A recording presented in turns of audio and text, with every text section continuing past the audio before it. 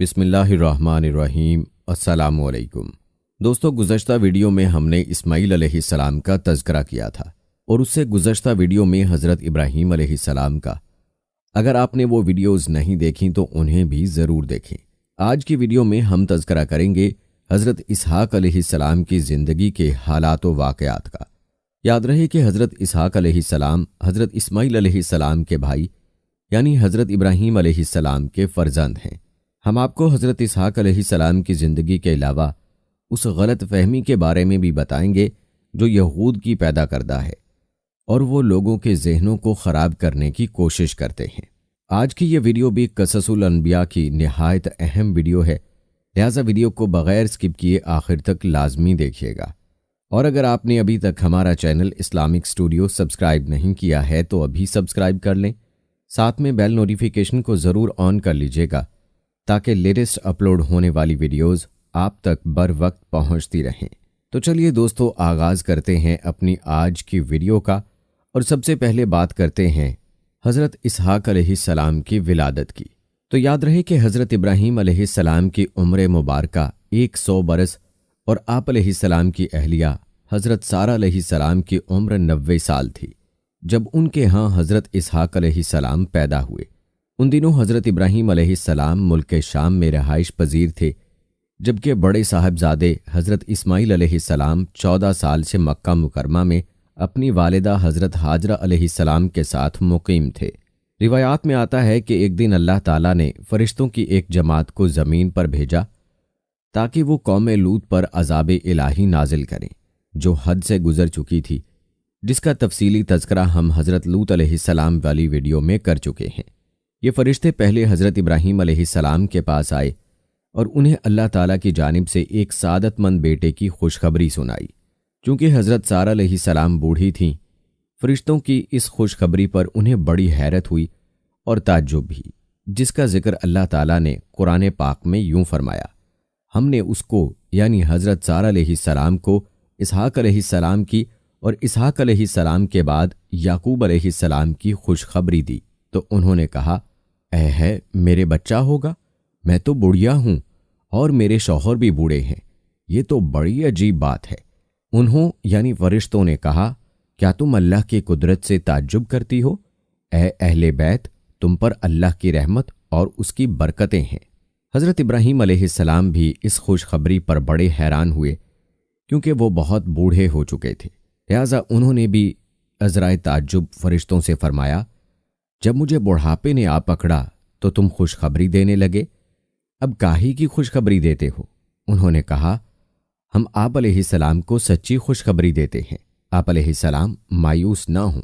غرض حضرت اسماعیل علیہ السلام کی پیدائش کے 14 سال بعد اللہ تعالیٰ نے آپ علیہ السلام کو ایک اور سعادت مند فرزند حضرت اسحاق علیہ السلام عطا فرمائے، جس پر حضرت ابراہیم علیہ السلام بار بار اللہ تعالیٰ کا شکر ادا کرتے تھے، جیسا کہ قرآن پاک کی سورہ ابراہیم کی آیت نمبر 39 میں اللہ تعالیٰ نے فرمایا، ابراہیم علیہ السلام نے کہا، اللہ کا شکر ہے جس نے مجھے اس بڑھاپے میں اسماعیل اور اسحاق بخشے، بے شک میرا پروردگار دعاؤں کو سننے والا ہے۔ دوستو، آپ کو بتاتے چلیں کہ حضرت اسحاق علیہ السلام کی پیدائش اسی سال ہوئی جس سال حضرت ابراہیم علیہ السلام اور حضرت اسماعیل علیہ السلام نے اللہ کا گھر خانہ کعبہ تعمیر کیا۔ دوستو، یہ تھا تذکرہ حضرت اسحاق علیہ السلام کی ولادت کا۔ اب بات کرتے ہیں حضرت اسحاق علیہ السلام کی نبوت کی۔ یاد رہے کہ حضرت اسحاق علیہ السلام کے نبی ہونے کی گواہی خود قرآن مجید میں موجود ہے، جیسا کہ اللہ تعالیٰ نے سورہ صافات کی آیت نمبر 112 اور 113 میں ارشاد فرمایا، اور ہم نے ان کو اسحاق علیہ السلام کی بشارت بھی دی کہ وہ نبی اور نیکوکاروں میں سے ہوں گے، اور ہم نے ان پر اور اسحاق علیہ السلام پر برکتیں نازل کی تھیں، اور ان دونوں کی اولاد میں صالح لوگ بھی ہیں اور اپنے آپ پر صریح ظلم کرنے والے یعنی گناہگار بھی۔ یاد رہے کہ حضرت اسحاق علیہ السلام کو اللہ تعالیٰ نے نبوت عطا فرمائی اور آپ علیہ السلام کی اولاد بنی اسحاق کہلائی۔ بعد ازاں بنی اسرائیل میں جتنے بھی نبی پیدا ہوئے سب کے سب آپ علیہ السلام ہی کی نسل سے تھے۔ چنانچہ قرآن پاک کی سورہ عنکبوت کی آیت نمبر 27 میں اللہ تعالیٰ فرماتے ہیں، اور ہم نے انہیں اسحاق علیہ السلام اور یعقوب علیہ السلام بخشے اور ان کی اولاد میں پیغمبری اور کتاب مقرر کر دی اور ان کو دنیا میں بھی ان کا صلہ عنایت کیا اور وہ آخرت میں بھی نیک لوگوں میں ہوں گے۔ دوستو، جہاں تک بات ہے حضرت اسحاق علیہ السلام کی شادی کی، تو روایات کے مطابق حضرت اسحاق علیہ السلام کی شادی حضرت ابراہیم علیہ السلام کے بھائی ناہور کی پوتی رفقا سے ہوئی۔ شادی کے وقت حضرت اسحاق علیہ السلام کی عمر 40 سال تھی۔ انہیں اولاد کی بڑی خواہش اور تمنا تھی، جس کے لیے وہ بارگاہ الہی میں دعائیں کیا کرتے تھے۔ آپ علیہ السلام کی دعائیں قبول ہوئیں اور شادی کے 20 برس بعد اللہ تعالیٰ نے آپ علیہ السلام کو 2 جڑواں بیٹے عطا فرمائے۔ پہلے کا نام مہیسو رکھا گیا، جسے اہل عرب مہیس کے نام سے پکارتے ہیں۔ ان کی اولاد رومی کہلائی۔ دوسرے کا نام یعقوب رکھا گیا، جن کا لقب اسرائیل تھا، اور ان کی نسل بنی اسرائیل کہلائی۔ دوستو، مورخین تحریر کرتے ہیں کہ حضرت اسحاق علیہ السلام اپنے بڑے بیٹے مہیس سے زیادہ محبت کرتے تھے، جبکہ ان کی اہلیہ رفقا اپنے چھوٹے بیٹے یعقوب کو زیادہ چاہتی تھیں۔ آخری عمر میں حضرت اسحاق علیہ السلام کی بینائی ختم ہو گئی تھی اور آپ علیہ السلام نابینا ہو گئے تھے۔ دونوں بیٹے سعادت مند تھے اور باپ کی بے حد خدمت کیا کرتے تھے۔ بڑا بیٹا مہیس شکار کا شوقین تھا اور عموماً شکار کا گوشت لا کر والد کو کھلایا کرتا تھا، جس کے بدلے اسے خوب دعائیں ملتیں۔ ایک دن کا واقعہ ہے کہ حضرت اسحاق علیہ السلام کا شکار کا گوشت کھانے کو دل چاہا تو انہوں نے مہیس سے اپنی خواہش کا اظہار کیا۔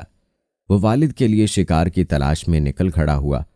ادھر والدہ نے جب یہ سنا تو چھوٹے بیٹے یعقوب علیہ السلام سے کہا، بیٹا، کیا ہی اچھا ہو کہ تم مہیس کے آنے سے پہلے بکری ذبح کر کے کھانا والد کو پیش کر دو، اس طرح تمہیں دعائیں مل جائیں گی۔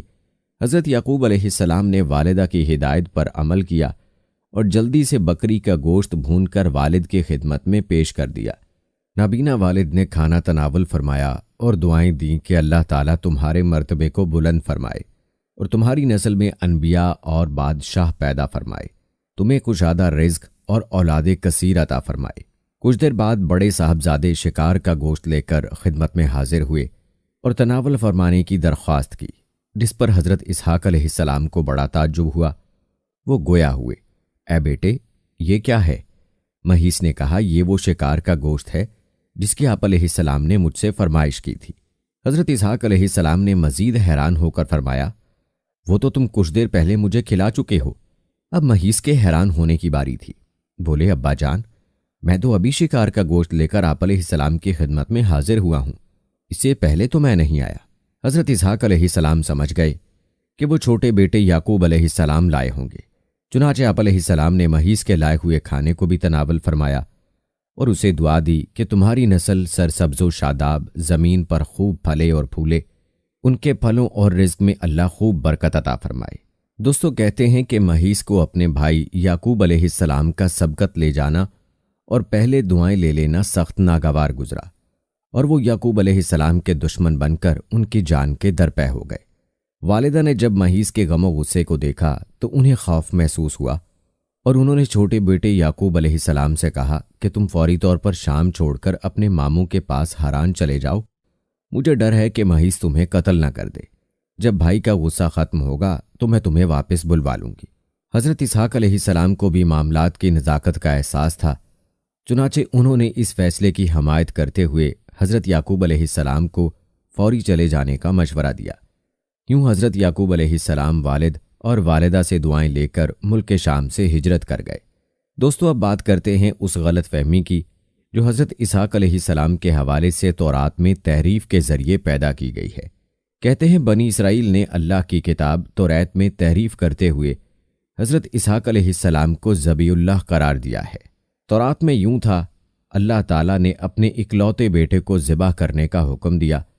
اسرائیلیوں نے اس میں تحریف کر کے یوں کر دیا، اللہ نے حضرت ابراہیم علیہ السلام کو اپنے پہلے بیٹے اسحاق علیہ السلام کو ذبح کرنے کا حکم دیا۔ یہاں لفظ اسحاق ان کی طرف سے تورات میں اضافہ ہے اور یہ سراسر جھوٹ، بہتان اور گمراہی ہے، جس کی وجہ بنی اسرائیل کا اہل عرب سے حسد ہے، کیونکہ اللہ تعالیٰ نے جس وقت ذبح کا حکم دیا اس وقت حضرت اسماعیل علیہ السلام ہی اکلوتے بیٹے تھے۔ بنی اسرائیل اہل عرب سے اس لیے حسد کرتے ہیں کہ اہل عرب حضرت اسماعیل علیہ السلام کی نسل سے ہیں اور ان میں سب سے افضل عظیم المرتبت اللہ کے آخری پیغمبر حضرت محمد مصطفیٰ صلی اللہ علیہ وآلہ وسلم بھی ہیں۔ بنی اسرائیل کی شدید خواہش ہے کہ وہ عظیم اور جلیل القدر شرف و مرتبہ جو مسلمانوں کو ملا ہے اسے غلط قرار دے کر خود سے منسوب کر لیں، اور اپنے اسی مذموم اور جھوٹے منصوبے کی خاطر انہوں نے اللہ کی کتاب توریت میں بھی تبدیلی کر ڈالی۔ تفسیر ابن کثیر میں واقعہ بیان کیا گیا ہے کہ ایک یہودی عالم حضرت عمر بن عبدالعزیز رحمہ اللہ علیہ کے زمانے میں مسلمان ہوا تو انہوں نے ان سے پوچھا، حضرت ابراہیم علیہ السلام کے کون سے بیٹے کو ذبح کرنے کا حکم ہوا تھا؟ اس نے جواب دیا، اے امیر المومنین، اللہ کی قسم وہ اسماعیل علیہ السلام ہی تھے، اور یہودی بھی اس بات کو خوب جانتے ہیں، لیکن عربوں سے حسد کی وجہ سے وہ کہتے ہیں کہ ذبح کرنے کا حکم اسحاق علیہ السلام کے بارے میں تھا، نہ کہ حضرت اسماعیل علیہ السلام کے بارے میں۔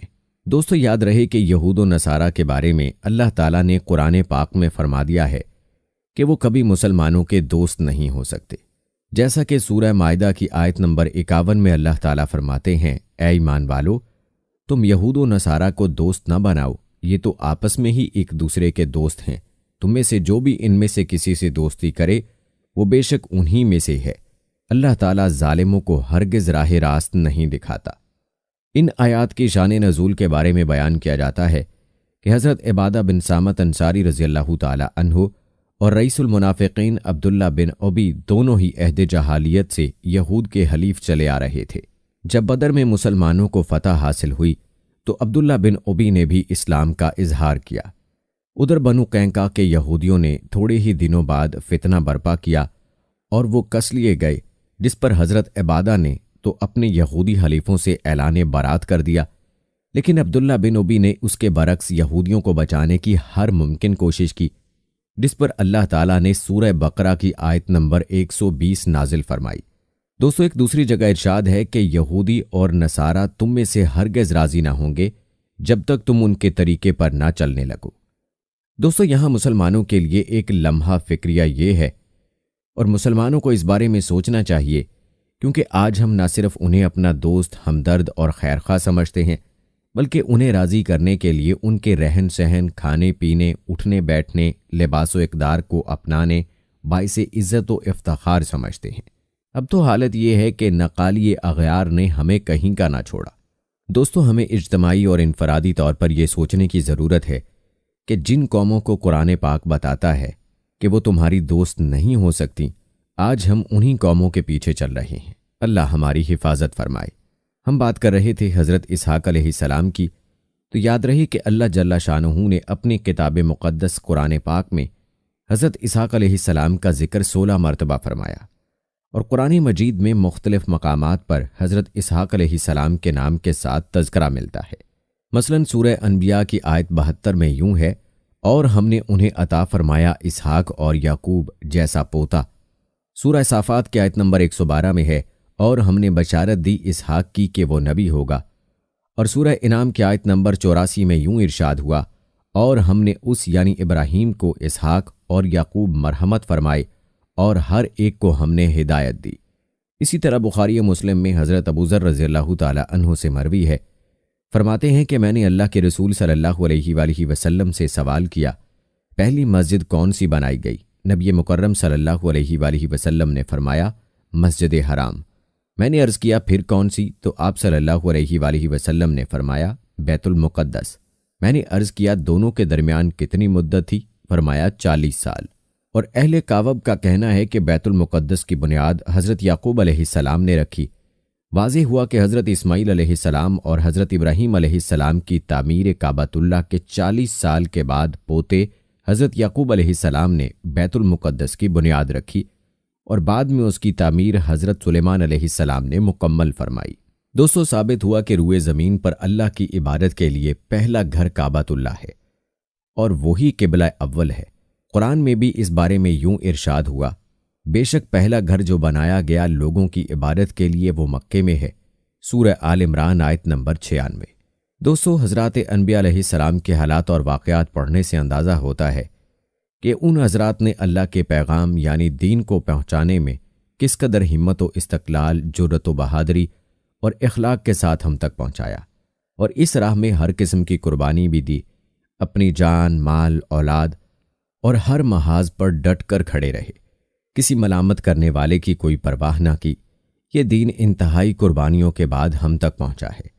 اس کی حفاظت اور نشر و اشاعت اب ہماری ذمہ داری ہے، اور قصص الانبیاء کا یہ سلسلہ بھی اس غرض سے آپ کی خدمت میں پیش کیا جا رہا ہے تاکہ ہمیں تمام انبیاء اور ان کی زندگیوں اور سیرت کے بارے میں علم ہو۔ لہٰذا آپ نے ویڈیو کو لائک اور شیئر ضرور کرنا ہے تاکہ یہ ویڈیوز زیادہ سے زیادہ مسلمانوں تک پہنچ پائیں۔ دوستو، آخر میں تذکرہ کرتے ہیں حضرت اسحاق علیہ السلام کی وفات کا۔ یاد رہے کہ حضرت اسحاق علیہ السلام نے 180 سال کی عمر میں وفات پائی، جبکہ بعض کتب میں 160 برس تحریر ہے۔ وفات کے وقت آپ علیہ السلام کے دونوں صاحبزادے محیص اور حضرت یعقوب علیہ السلام آپ علیہ السلام کے پاس موجود تھے، جنہوں نے آپ علیہ السلام کو اپنے دادا حضرت ابراہیم علیہ السلام کے پہلو میں دفن کیا۔ بعض محققین نے حضرت اسحاق علیہ السلام کے زمانے کا تعین 23 صدی قبل مسیح کیا ہے، واللہ عالم۔ دوستو، ہم اپنی اگلی ویڈیو میں حضرت یعقوب علیہ السلام کی زندگی کے حالات و واقعات آپ کے لیے پیش کریں گے انشاءاللہ۔ آپ سے گزارش ہے کہ قصص الانبیاء کے سلسلے کی تمام ویڈیوز کو مکمل ضرور دیکھیں تاکہ مکمل فائدہ ہو، اور ہماری ان ویڈیوز کو زیادہ سے زیادہ شیئر بھی کریں۔ جزاک اللہ۔ ملتے ہیں اگلی ویڈیو میں، تب تک کے لیے مجھے اجازت دیں۔ فی امان۔